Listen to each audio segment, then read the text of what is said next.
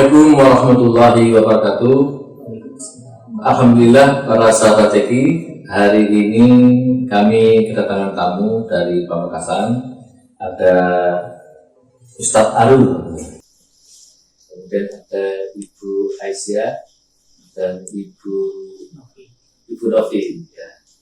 Mas Arul ini ya adalah pembina mualaf di Pamekasan yang selama ini sudah berupaya mendampingi teman-teman mualaf di sana untuk terus bisa istiqomah dalam keimanan sehingga bisa terus melanjutkan kehidupan sebagai seorang muslim. Dan juga ada Mbak Aisyah sama Ibu Novi. Ini adalah juga mualaf binaan dari Mas Arul. Ya, ini Ustadz tapi biasa kita panggil Mas Arul. Ya, kita sengaja hari ini mumpung hadir di kantor kami, maka saya ingin berbincang-bincang santai dengan beliau ini yang luar biasa. Ya. Mungkin pertama kali saya akan minta Mas Arul bisa memperkenalkan dan aktivitasnya selama ini apa. Silakan Mas Arul. Assalamualaikum warahmatullahi wabarakatuh. Saya Arul dari Pamekasan. Pekerjaan utama saya adalah mengajar di salah satu MI swasta di Pamekasan. Selain mengajar, kami juga membina mualaf. Binaan kami itu insya Allah ada 20 mualaf dan insya Allah mudah-mudahan tetap istiqomah untuk mendampingi mereka. Begitu Ustaz. Alhamdulillah luar biasa Mas Arul. Mas Arul ini juga adalah relawan TEKI di Pamekasan. Jadi beliau ini juga menyambungkan ya, TEKI untuk bisa menyalurkan kebutuhan yang diperlukan oleh saudara-saudara kita yang ada di Pamekasan, baik itu mualaf, yatim maupun duafa. Jadi Mas Arul ini adalah juga sekaligus sebagai relawan TEKI di Pamekasan. Ya. Sebelum kami ngobrol-ngobrol dengan Bu Novi dan Mbak Aisyah, mungkin Mas Arul bisa menyampaikan selama ini suka dukanya sebagai pembina mualaf di Pamekasan seperti apa? Kalau suka dukanya, alhamdulillah banyak sukanya. Kalau dukanya itu bisa dihitung.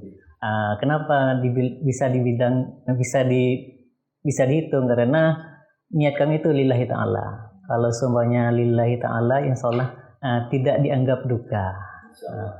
Tidak dianggap duka. Sukanya diantaranya adalah kami itu bisa bermanfaat untuk mereka. Kami itu bisa mendampingi mereka hingga bisa menjadi Islam yang kafah. Sebenarnya ada 20 binaan mualaf, cuman yang bisa hadir pada kesempatan hari ini hanya ada 2 saja, yaitu Mbak Aisyah dan Ibu Novita. Iya. Kalau dukanya ya seperti yang kami bilang tadi itu, bahwasanya kalau lillahi ta'ala insya Allah tidak bisa dikatakan dihitung. Masya Allah. Jadi sangat menikmati sekali ya. Insya Allah. Itu bina mualaf ya. Iya, jadi dukanya itu justru itu adalah sebagai motivasi penyemangat ya, tidak menjadi hambatan, tidak menjadi penghalang untuk terus melaksanakan kegiatan pembinaan dan pendampingan mualaf ya. Nah, mungkin saya kembali ke Mbak Aisyah ya. Mbak Aisyah, tahun berapa bersyahadat Mbak Aisyah?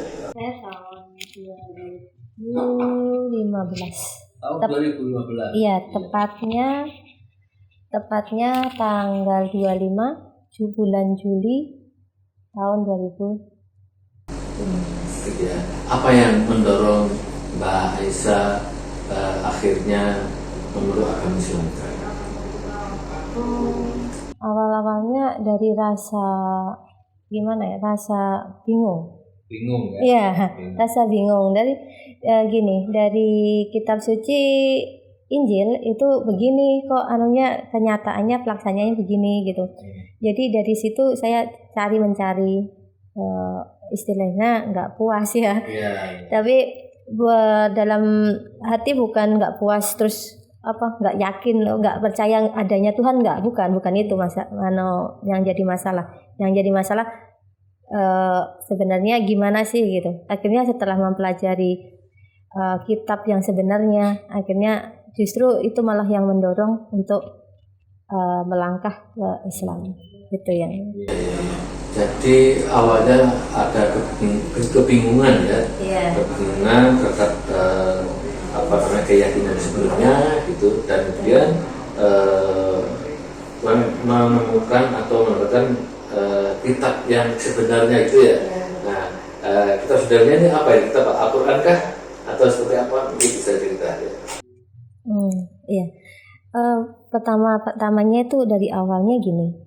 Saya tuh dari anak kecil ya, dari anak kecil yang selalu anak TPA itu kan selalu lewat di tempat kos-kosan saya gitu, bukan kos-kosan, waktu saya masih kuliah itu selalu bilang gini, Tuhanku, selalu sambil nyanyi-nyanyi itu, Tuhanku ya Allah itu sana, nabiku ini gitu.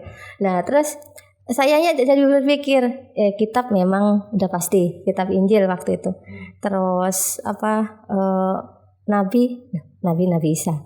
Tapi Tuhan, kok Tuhan Yesus? Tapi dalam mananya kok Tuhan Yesus gitu. Terus ada tribukti. Sebenarnya Tuhanku itu yang mana gitu kan?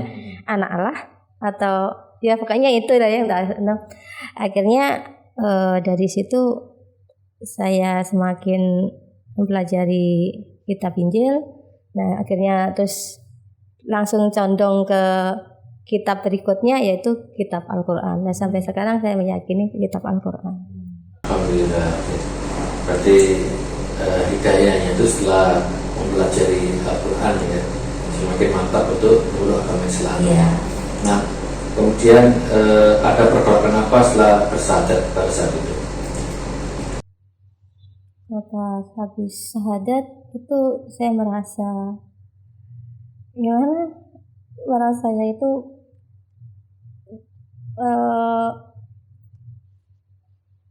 merasa banyak bersalah. Soalnya di masa sebelum bersyahadat saya malah memurtadkan orang gitu. Jadi di situ rasanya saya merasa bersalah. Orang udah benar malah saya salahkan gitu kan. Malah saya masukkan ke jurang gitu loh. Terus sayanya sendiri yang udah di jurang aja naik gitu loh, menyelamatkan diri dari jurang itu.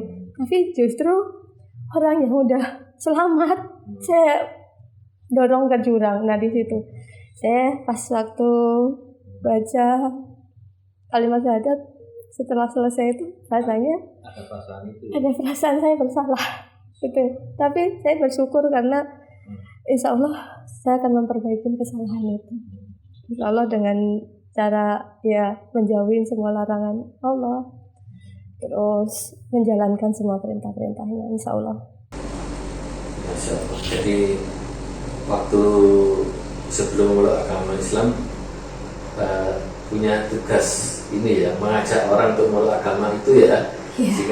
Sehingga sekarang setelah masuk Islam ada perasaan bersalah gitu ya. Walaupun sampai sekarang masih ada ganjalan untuk itu, masih ada ganjalan, tapi nggak terlalu menjadi kendala banget, cuman ya manusiawi lah ya insya Allah. Kalau ada rasa bersalah itu. Karena sebenarnya pada saat kita telah bersyahadat, insya Allah kita membuka lembaran baru ya. Allah insya Allah mengampuni dosa-dosa sebelumnya. Tapi secara manusiawi kita ada perasaan ya, bersalah ya, itu perasaan manusia. Tapi yakinlah Allah SWT sudah mengampuni ya dosa-dosa sebelumnya, karena kita sudah menyatakan Allah sebagai Tuhan, Nabi Muhammad adalah Rasul kita gitu. Jadi insya Allah sudah dibuktikan, gitu ya, dibuktikan. Ya. Nah, perasaan besar itu akhirnya menjadi motivasi ya, Iya, untuk lebih baik dan mungkin meneguhkan iman saudara-saudara kita, gitu ya. Alhamdulillah. Sekarang aktivitasnya apa, Mbak Asia? Sekarang saya aktivitasnya sebagai ibu rumah tangga, juga sebagai relawan yatim dan duafa di daerah Arul, cuman saya di daerah Kadur, terus yang megang daerah Kadur gitu. Terus untuk ini saya juga ngajar keterampilan untuk santri dan untuk duafa. Ini saya sama santrinya juga milih-milih. Jadi santrinya milih-milih yang duafa dan anak yatim. Ya. Jadi sekarang aktivitasnya ini ya, membina anak-anak yatim dan duafa ya. Soalnya kan mereka butuh bekal. Ya saya berkaca pada pengalaman saya dulu orangnya manjanya super duper gitu. Super duper manja. Jadi ternyata manja dan dimanjakan orang tua itu ada enak dan tidaknya. Setelah lepas dari keluarga itu merasa benar-benar dunia itu hancur, soalnya tidak bisa apa-apa. Saya ingat betul waktu itu keluar dari rumah, saya cuci piring aja nggak bisa, pecah. Karena nggak tahu tekniknya cuci piring yang benar itu kayak apa. Ya, padahal waktu itu memang benar-benar butuh untuk makan sesuap nasi, saya harus bela-belain cuci piring di rumah makan. Ternyata bukan nasi yang saya dapat, tapi caci maki karena saya nggak bisa cuci piring karena pecah, banyak yang pecah. Harusnya malah rugi mereka gitu. Itu resiko setelah masuk Islam ya? Iya. Sehingga harus menghidupi diri sendiri sehari-hari ya. Iya, karena dari keluarga ya nggak usah dibicarakan, emang ya begitulah, nggak boleh membawa apa-apa. Masih ada ya?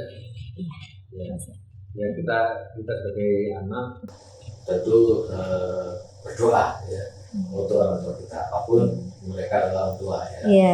Bagaimanapun mereka, kalau ditanya siapa yang salah, saya yang salah, karena saya tidak mengikuti apa yang mereka mau dan saya telah mengecewakan beliau.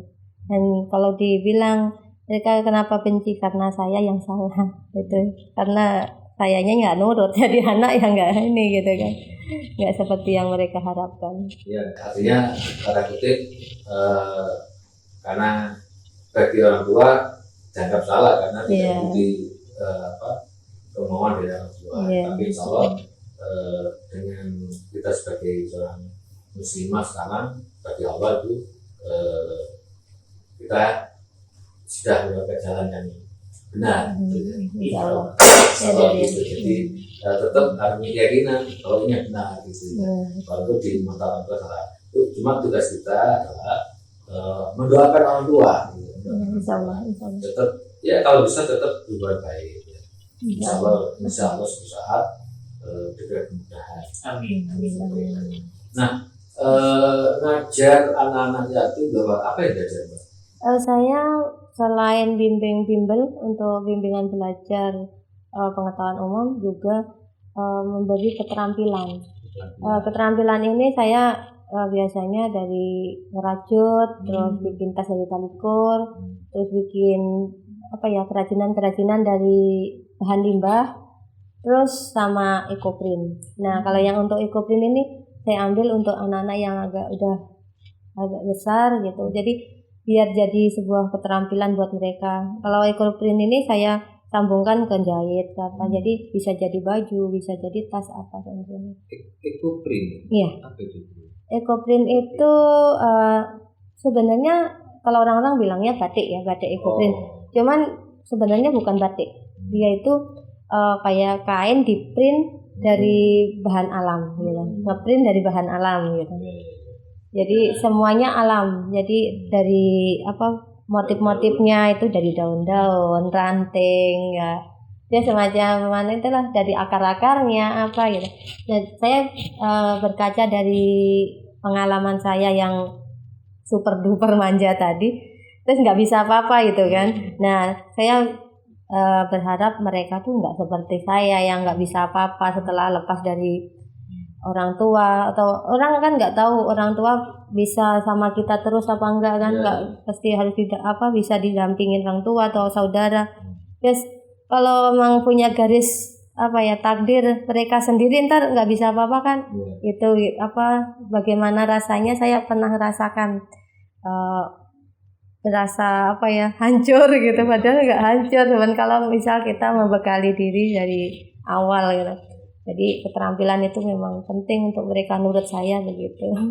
Ya lagi apa ya buat menembus rasa bersalah saya. Salah. Luar biasa ya. Punya aktivitas ya setiap harinya bersama anak-anak yatim itu insya Allah luar biasa itu, dan selalu bisa membahagiakan kita semua. Walaupun dengan cara itu juga sebenarnya nggak serta-merta terus ini sih, kita diterima sama lingkungan juga sih, cuman setidaknya saya pengen berusaha apa ya, kalau misal saya nggak ada nanti saya ada yang masih saya bisa tinggalkan sesuatu yang baik gitu aja. Saya nggak mau dikenang nama saya tapi dikenang kebaikan saya gitu. Insya Allah. Ilmu yang telah diberi kepada anak yatim duafa itu adalah ilmu masuk amal jariah itu, insya Allah. Ilmu yang bermanfaat, dan terus kalau anak yatim duafa itu bisa melakukannya, bisa terus kemudian juga berlanjut dilanjutkan ke generasi berikutnya, insya Allah itu menjadi amal jariah yang sangat luar biasa. Sekarang ke Bu Novi ya. Silakan Bu Novi, mungkin ada cerita yang lain dari Mbak Aisyah. Mungkin gimana sih Bu Novi dulu catatan berapa, terus kenapa kok akhirnya meluk agama Islam, mungkin bisa cerita. Kalau saya sih tidak punya cerita yang lebih cuma saya waktu sekolah itu kalau melihat orang berjilbab tuh merasa gimana di hati itu, kepingin saya. Cuma waktu itu keluarga kan nggak ada yang mendukung gitu. Terus waktu itu kakak saya menikah sama orang yang beragama Islam. Waktu itu saya ada tujuannya ke sana. Terus tapi masih belum saya. Keluarga belum keluarga masih jadi itu saya berkenalan dengan suami saya. Ada rasa tertarik saya untuk ke situ. Terus saya tanya kepada orang tua, gimana? Orang tua enggak melarang, yang penting kamu menjalankannya dengan sungguh-sungguh. Karena semua agama itu sama. Cuma bedanya kan aturannya, ajarannya itu. Jadi waktu itu saya juga melangkah ke situ. Tahun 99 saya mengucapkan syahadat itu di masjid ini yang dekatnya kebun binatang itu. Saya di situ saya. Tahun berapa? Tahun 99. Tahun 99. Jadi di situ saya langsung setelah itu saya terus menikah sama suami itu, keluarga merestui semua, tidak apa-apa, yang penting kamu menjalankannya dengan sungguh-sungguh, jangan setengah-setengah gitu. Jadi alhamdulillah akhirnya orang tua tidak mempermasalahkan ya, yang penting dijalankan dengan benar, tidak main-main. Iya. Jadi kamu kalau sudah memeluk agama itu, kamu yakini pasti kamu. Setelah masuk Islam, terus perasaannya bagaimana? Ya perasaan saya sih tenang gitu. Iya. Karena saya tahu agama Islam itu memang beda, yang disembahkan beda gitu. Jadi saya tahu kalau di situ kita cuma punya satu Allah gitu aja. Lebih merasa damai. Iya, lebih tenang, lebih. Alhamdulillah. Sekarang putranya berapa, Bu? Saya 3, Pak. 3 ya, alhamdulillah. Saat setelah syahadat, apa sempat ikuti belajar baca Quran atau gimana? Iya, saya sama suami saya. Oh, diajari suami sendiri ya. Berarti sekarang sudah bisa baca Quran ya? Sedikit-sedikit, Pak. Alhamdulillah. Ya, alhamdulillah suaminya Desain aja itu luar biasa itu. Kalau Mbak Isis sudah bisa baca Quran? Alhamdulillah walaupun belum pasti betul. Nah, iya. Kebetulan memang saya masuk Islam terus masuk pondok. Oh, masuk pondok langsung ya? Iya, masuk pondok pesantren. Di mana Walaupun itu? tidak di Cendana, di pondok pesantren Cendana Kadur. Di Madura. Iya di Madura. Dan kebetulan dari situ juga setelah main mondok tapi nggak begitu lama saya mondok cuma nggak nyampe setahun terus dapat bonus suami. Alhamdulillah. Dilamar dijodohin sama ini suaminya. Alhamdulillah. Iya, tentu bisa orang menurut agama Islam itu selalu menghargai. Ya.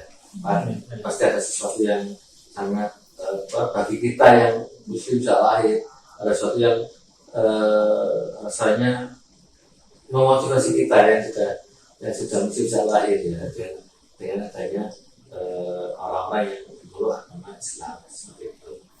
Nah, selama ini Mas Arul tadi menyampaikan ada sekitar 20-an ya, 20-an mualaf. Tentu ini macam-macam nih,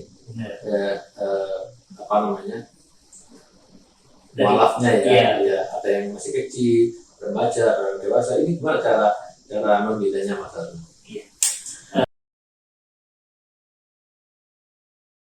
Mualaf yang kami bina itu ada 20, diantaranya ada yang satu keluarga, terus ada yang memang perorangan, ada yang memang dari daerah lain itu pindah ke Pamekasan, ada juga yang memang asli Pamekasan.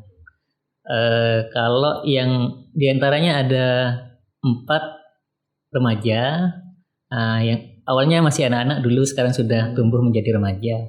Jadi untuk yang remaja itu awalnya itu masih anak-anak, jadi kami itu selain intensif dari saya untuk diajarin, juga saya itu masukkan ke TPQ dan juga madrasah. Dan alhamdulillah 2 diantaranya itu sudah ada di pesantren, dan yang 2 lagi itu pendidikan sudah SMA. SMA. Terus juga ada yang dari keluarga, satu keluarga tiap bulan kami itu kunjungi sekaligus untuk pemberdayaan ekonomi. Pemberdayaan ekonomi karena kenapa? Selain dari spiritual juga kita itu juga harus memberdayakan ekonomi, karena dari mayoritas mu'alaf binaan Pamekasan itu rata-rata ekonominya sangat lemah. Rata-rata juga dari pihak keluarga juga tidak mengizinkan, begitu, Ustaz. Berarti selama ini Mas Arul sebagai relawan DKI berarti cukup terbantukan ya. Insya Allah sangat para mualaf ya. Ya, sangat terbantukan.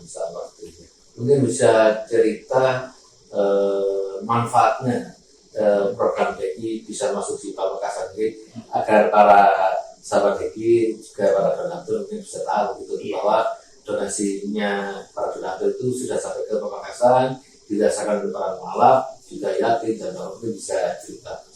Alhamdulillah, terima kasih kepada para donatur DKI Dompet Al-Quran Indonesia. Alhamdulillah itu donasi dari para donatur sudah sangat bermanfaat untuk mu'alaf, yatim, dan du'afa di Pamekasan.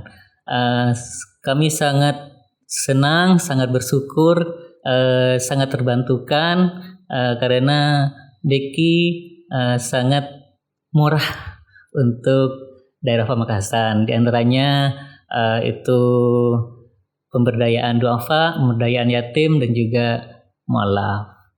Setiap ada event juga ada Al-Quran yang dikirim, buku-buku bacaan Al-Quran juga dikirim, serta kurban serta zakatnya. Terima kasih kepada para donatur DKI. Demikian para sahabat DKI, Mas Arul, ya, Ustadz pembina mu'alaf di Pamekasan sudah menyampaikan ungkapannya manfaat dari program-program DKI yang telah diterima untuk saudara kita yang ada di Pamekasan. Sekali lagi mudah-mudahan amal baik para donatur diterima oleh Allah SWT ya. Kembali ke Mbak Aisyah ya.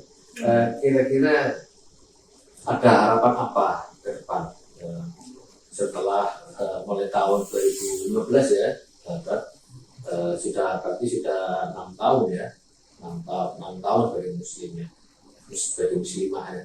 Kira-kira ada harapan apa ke depan? Kedepannya saya untuk pribadi itu pengen jadi apa ya, tetap keimanan Islamnya itu istiqomah dalam keimanan Islam sampai akhir hayat ya. Itu yang untuk diri pribadi. Yang untuk umumnya itu ya itu pengen lebih bermanfaat untuk orang banyak, untuk sekitar. Terus yang jelas sekarang kan saya lebih bersyukur karena saya diberi kesempatan sama Allah untuk menganut agama Islam. Jadi segalanya lebih lebih pasti. Jadi tujuan saya untuk apa, untuk hidup itu untuk apa, nanti setelah mati itu gimana, itu udah ada seperti tujuan pasti gitu. Jadi hidup memang untuk hidup hanya untuk mengumpulkan amal untuk bekal nanti gitu kan. Kalau dulu memang belum begitu nggak sepasti sekarang kan udah tahu tujuanku kemana gitu, udah insya Allah udah ini gitu. Terus pengen untuk harapan saya untuk mualaf yang lain, untuk kalau bisa tidak hanya sekedar meraih hidayah, tapi ayo amalkan juga apa yang udah jadi aturan dan jadi larangan Allah itu ya kalau yang dilarang ya jauhin, kalau yang diperintahkan ayo dilaksanakan, terutama dalam menutup aurat. Kalau menutup aurat ternyata soalnya itu kan udah wajib, benar-benar wajib yang untuk muslimah gitu. Intinya ingin punya harapan agar para mualaf yang lain bersungguh-sungguh belajar ya. Iya betul. Bersungguh belajar. Tidak hanya sekedar ala kadarnya gitu. Tidak hanya kita selama Islam ya sudah. Iya. Tapi karena itu adalah sebuah komitmen, maka harus dipertanggungjawabkan. Harus menjalankan semua perintahnya, perintah Allah SWT, dan kita menjauhi segala larangannya Allah SWT. Ya, luar biasa ya. Artinya Mbak Aisyah juga sangat membantu untuk mendorong teman-teman kita yang lain ya, teman kita yang mualaf untuk bersungguh-sungguh belajar dan menjalankan segala perintahnya dan menjaga segala larangannya. Kalau Bu Novi mungkin bisa punya harapan apa gitu ya, terutama untuk anak-anak ya, karena alhamdulillah Bu Novi ini kan masuk Islamnya ketika menjelang mau menikah ya. Nah harapannya itu anak-anak biar anak-anak ini kuat ya kan. Kalau orang paling dulu masih non muslim ya sekarang ya, masih non muslim ya gitu ya. Nah kira-kira apa harapannya untuk anak-anak itu, apakah seperti apa? Harapan saya ya semoga anak saya tidak keluar dari agama Islam ini. Saya sungguh-sungguh kalau di rumah itu Pak, kalau sama anak saya tekankan satu sholat semua anak saya. Udah luar biasa ya. Bu Taufik ingin anak-anaknya itu jaga sholatnya, luar biasa. Ya, kita berdoa agar putra putri kita, putra putrinya Mbak Aisyah, Bu Novi bisa terus istiqomah di dalam agama Islam ini ya. Mohon doanya mudah-mudahan saya dapat diberi. Amin. Insya Allah. Saya sampai sekarang masih berdua. Oh gitu, ya insya Allah. Mudah-mudahan Allah segera memberikan keinginan Abi Aisyah ya gitu. Kembali pada Mas Arul ini ya. Tadi telah menyampaikan suka dukanya sebagai pembina ya. Iya. Nah kira nanti harapannya ke depan seperti apa untuk saudara-saudara kita yang malam ini, khususnya yang ada di Pamekasan ya. Untuk yang 20 malam ini gitu. Karena ini cukup banyak ini 20 malam ini ya, dengan macam-macam problemnya ya kan. Ya mungkin Mbak Aisyah punya problemnya nyata disebutkan. Ini Bu Novi kenal langsung menikah, jadi agak mudah ya, ada yang mendampingi, ada yang ngajarin ngaji gitu ya. Ya itu. Kemudian kalau yang lainnya seperti apa? Mungkin bisa seperti apa Mas Arul cerita, nanti harapannya seperti apa? Silakan Mas Arul. Harapan kami sebagai pembina mu'alaf itu di Pamekasan berharap kepada para mu'alaf itu untuk tetap menjaga keimanan agar tetap kokoh dan kuat menjaga akidahnya, dan bisa bermanfaat kepada orang lain, lebih-lebih bisa memberdayakan kepada masyarakat yang kurang mampu. Dari pembinaan kami insya Allah ada bekal-bekal sedikit bisa disalurkan, entah itu ilmu, pengetahuan atau yang lainnya seperti itu. Baik, terima kasih Mas Arul. Para sahabat TK, diminya tadi kita bincang-bincang santai dengan tamu kita dari Pamekasan, Mbak Aisyah, Mbak Novi, yang telah memeluk agama Islam ya, dan kita berdoa agar beliau berdua ini istiqomah senantiasa diberikan perlindungan oleh Allah SWT, dan juga pada Mas Arul atau Ustadz, nama aslinya Ustadz Husni Badrul Husni. Oh, Ustadz Badrul Husni ya. Ya, beliau nama aslinya Ustadz Badrul Husni ya. Dipanggil Arul. Lebih gampang. Ya. Saya sampaikan terima kasih karena telah